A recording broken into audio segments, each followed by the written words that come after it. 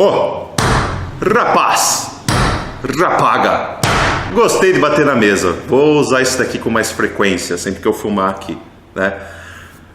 Tô indo pro trabalho já, meu horário de almoço tá acabando, vou gravar esse vídeo meio rápido. É o seguinte, os meus 2 últimos vídeos, né, que eu postei no canal, sendo o último que eu postei, na verdade, o penúltimo que eu gravei, e o penúltimo que eu postei foi o último que eu gravei. Enfim, não vem ao caso também, não interessa, não sei porque eu falo essas coisas, né? Eu tenho 5 minutos para falar tudo e ainda falo bobrinha, né? Invento coisa que não tem que inventar, só ajeitar melhor a câmera, beleza.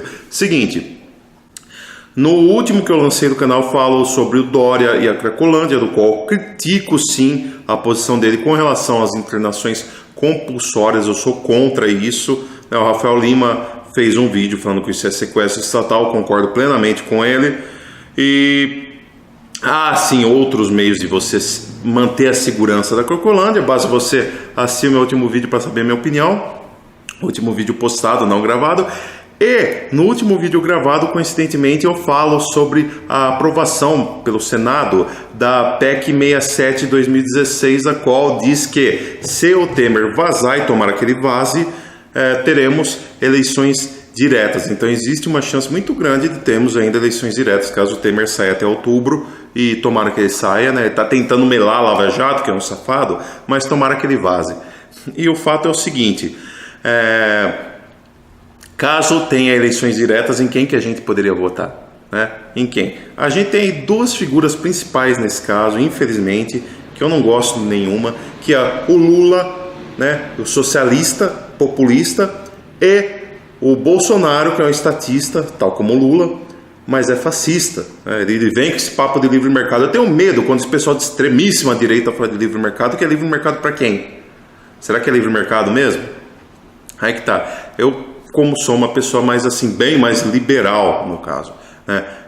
De acordo com o diagrama de Nolan, que provavelmente é o mais confiável, a ferramenta mais confiável a ser utilizada para medir a sua opinião política, eu sou de centro, pouquíssima coisa ali para a direita, e sou bastante liberal, né? Na verdade eu me considero até libertário gradualista, mas enfim, numa aplicação prática eu seria liberal.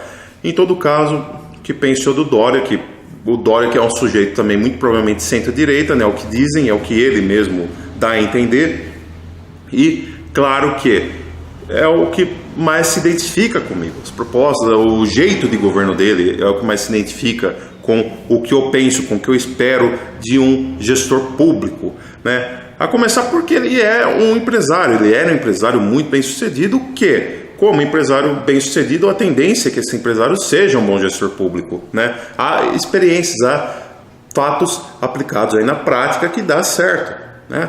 Um gestor, um grande administrador acaba fazendo uma grande gestão pública, acaba pelo menos fortalecendo a economia do país, que é o que o Brasil no momento mais precisa, é fortalecimento econômico, acima de qualquer coisa.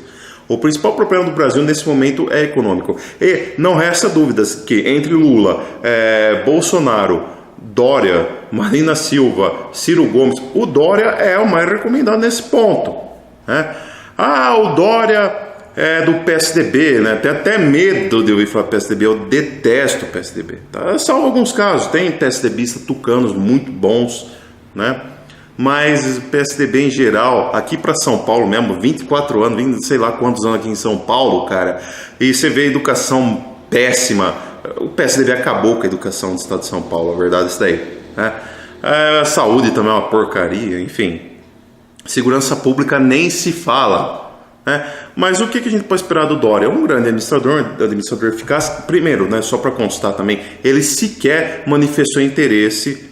Pode até ter manifestado interesse, mas fez de uma forma um tanto quanto indireta. Ele não declarou interesse, diretamente falando, em disputar as eleições presidenciais de 2018, muito menos ainda caso tenha eleições diretas agora, né, caso seja necessário isso aí. Em todo caso, eu acredito que sim, ele seria um excelente nome, o melhor nome que a gente tem no momento. Ele é perfeito? Não, ele não é perfeito. Dizem as más línguas que ele já se encontrou com George Soros em jantares e tudo mais, e por mais que eu não acredite em nova ordem mundial, essa maluquice toda, é óbvio que o George Soros é um cara com interesses um tanto quanto obscuros, aparentemente, envolvendo política, né? O George Soros que apoiou a campanha da Hillary, apoiou já do Obama, né? Então a gente fica meio que, putz, o que esse cara quer, afinal de contas? Só que também já apoiou causas antimarxistas, né? Que todo mundo tem maneira de falar, o cara é socialista, né? O George Soros é socialista. Não, ele já apoiou causas antimarxistas também. Então ele não é socialista, não. Ele é safado, ele quer, de alguma forma, desestruturar a política de determinado lugar do globo para poder ganhar com isso. Já falei isso mais de 1000 vezes, não vou repetir, já repetindo, falando nisso. Em todo caso, o João Dória foi um político que, além de tudo, né, além de ser do PSDB, eu não gostei dessa medida dele na Cracolândia. Eu acho que você não pode obrigar a pessoa a ser internada numa clínica para dependente químico. Eu acho isso muito errado. Também acho muito errado ele querer multar em 100% sonegadores de impostos, né? Ele já disse, não, 100%, o sonegador de impostos vai ser multado 100%. Cara, a gente mora em um país que paga imposto para burro para não ter conhecimento nenhum. Sabe, se você quiser multar em 100% os sonegadores de impostos, você pode até fazer, mas então reduza os impostos, né? E aparentemente ele está procurando reduzir sim. Porque o que acontece? O Dória, ele também é um cara muito carismático e conhece muita gente no meio empresarial, né? No meio da administração de empresas e tudo mais. E ele fez parcerias extremamente importantes com a cidade de São Paulo, sendo uma delas de empregar moradores de rua no McDonald's, para trabalhar no McDonald's. O McDonald's é excelente para um primeiro emprego. É óbvio que você não vai no McDonald's ficar rico, né? Eu vou no McDonald's e ganhar mal pra caramba. Ganha mal, cara, mas é o primeiro passo, né? O McDonald's, é claro, é uma multinacional. O que uma multinacional vem fazer no Brasil se não explorar o trabalhador, né? Pagar um salário péssimo para o trabalhador. E é o que o McDonald's faz, né? Não só o McDonald's. Mas enfim, como o primeiro emprego está valendo. Aí ele empregou moradores de rua. Melhor ter um emprego desses, que é honrado, é digno, diga-se de passagem, do que ficar na rua. Eu pelo menos considero melhor isso, né? Ele também fez umas parcerias, né, de privatizar parques municipais, no caso. E muita gente fala, que absurdo privatizar parques municipais. Eu discordo. Eu acho que, primeiro, você tem que privatizar contanto que seja nas condições que ele fez. Ou seja, como que as empresas que comprarem os parques vão ganhar com isso, vão lucrar com isso? Cobrando estacionamento, cobrando para entrar em show. Mas vai cobrar para entrar em show? Antes o show era de graça. Tudo bem, é de graça uma ova, que você pagava imposto para que esse imposto fosse revertido à Secretaria da Cultura, a Secretaria da Cultura fizesse show e ganhar show gratuito com o dinheiro do seu imposto. Aí vamos supor que você seja um cara como eu, rock and roll. Você curte um rock and roll, gosta de blues também, que nem eu gosto de blues, ou de folk, não sei. Aí você vai ter o show do Catinguelê no Ibirapuera. Você está pagando indiretamente por um show que você não gosta. Agora, pelo menos, você pode pagar para assistir a um show que você goste. Então, é muito mais justo na minha concepção esse tipo de coisa. Sem contar que você não precisa ficar pagando imposto para dar manutenção de parque e tal. E cá entre nós, é bem provável que uma empresa faça muito melhor a manutenção de um parque do que o Estado em si. Tá? Vamos combinar aqui.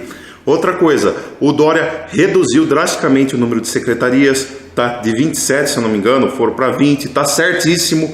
Uma coisa que o Brasil precisa fazer urgentemente em âmbito federal é isso, tá? Reduzir o número de ministérios. Na verdade, o que mais precisa fazer é reduzir o número de parlamentares, né? Começar por aí, reduz o número de parlamentares.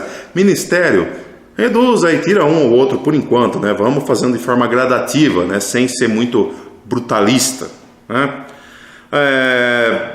Que outra coisa que o Dória fez que foi muito bom, por exemplo, acabou com a fila em hospitais públicos, né? Ele passou agora a fazer o Corujão, se não me engano, o nome desse programa dele, que atende pessoas necessitadas em hospitais privados com dinheiro público, mas em hospitais privados, foi uma parceria que ele fez, tá? Aí com isso acaba aquela fila insuportável de SUS e tudo mais, lá em São Paulo, capital. Então é um cara que é gestor. Ele é um cara que é da área, o cara sabe gerir uma empresa muito bem sucedida, que ele é um empresário muitíssimo bem sucedido, e claro, ele está gerindo por hora muito bem a cidade de São Paulo, que é uma mega empresa, né? A cidade, com todo o respeito às outras cidades, Rio de Janeiro e tudo mais, mas é talvez a cidade mais importante da América Latina. Da América do Sul, sim, quiçá a América Latina. Se perder, vai perder o quê? Para a cidade do México, não sei. Mas é uma cidade de suma importância. Para o Hemisfério Sul, é a maior cidade do Hemisfério Sul. ele está gerindo muito bem. Tem um lance dos pichadores de rua, absurdo, ele queria pintar a cidade cinza. Amigo, é simples, você pega uma medida que reduziu o número de homicídios em Nova York, né? Em 1990 nós tínhamos cerca de 30 homicídios por ano a cada 100 mil habitantes em Nova York, né? Isso em 1990. O que acontece com base na teoria da janela quebrada, na qual se você deixar seu carro na rua por uma semana, pode ser que ninguém faça nada para o seu carro. Mas se você deixar seu carro uma semana e um dia na rua, e se nesse um dia você for lá e quebrar uma janela, você pode ter certeza que 2 dias seu carro não vai estar mais na rua. Se tiver, vai estar as rodas dele lá jogadas em qualquer canto, né? Então a teoria da janela quebrada é isso. Se você não cuida do seu patrimônio, se você deixa o seu patrimônio largado, as outras pessoas vão lá e começam a depredar o seu patrimônio, né? Em Nova York, utilizando-se essa teoria da janela quebrada, teve uma redução drástica no número de homicídios, porque começou a combater os pichadores. Combatendo os pichadores, os outros bandidos pensam, vocês estão combatendo o pichador? Imagina quem comete crime mais grave, então vão ficar esperto, né? Os bandidos pararam de ter essa liberdade para cometer crime, que nem tinha antes, e reduziu. Em 2012, o número de homicídios em Nova York para cada 100 mil habitantes caiu para 5. Né? Você teve uma redução de 30 para 5, apenas combatendo pichação.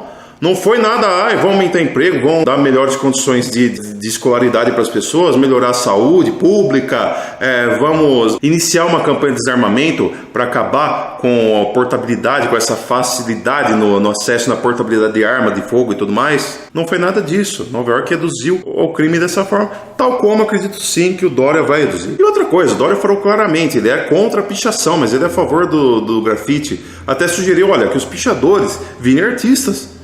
Tenha dignidade de ser artista. Faça um trabalho que seja autorizado ou legalizado pela Prefeitura de São Paulo. O Dória pintou onde está pichado. E eu, francamente, toda vez que ia para São Paulo, uma coisa que sempre me incomodava quando eu passava era aquele excesso de pichação. Eu, sinceramente, não vem falar que eu sou coxinha, não. Isso daí incomoda qualquer pessoa, é um negócio feio de se ver. Não é um negócio bonito. Mas olha, aquilo lá é uma manifestação, é uma revolta. A pessoa está se manifestando. Está se manifestando usando tinta do sistema, né? Está se manifestando contra o sistema utilizando a tinta, o spray que foi bolado pelo sistema, como o Luiz Felipe Pondé disse uma vez. Então é absurdo esse tipo de comentário. O fato é que eu imagino alguém que vem dos Estados Unidos todo frescalhado, alguém que vem de Paris, alguém que vem de Londres aqui no Brasil, para fechar um negócio, olha aquele monte de parede pichada e fala, mas nem a pau que eu vou ficar nesse país, cara. O cara pega e vaza.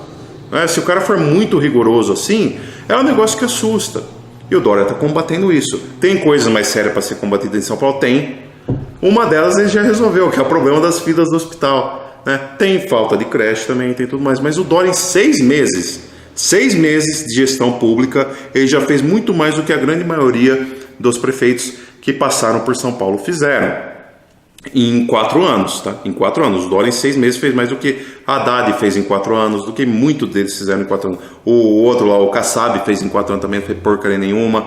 O Dória fez muito mais que todos eles aí, cara. Então vamos dar um voto de confiança para ele. Por hora, é sim a melhor opção. Tem as falhas dele? Tem as falhas dele.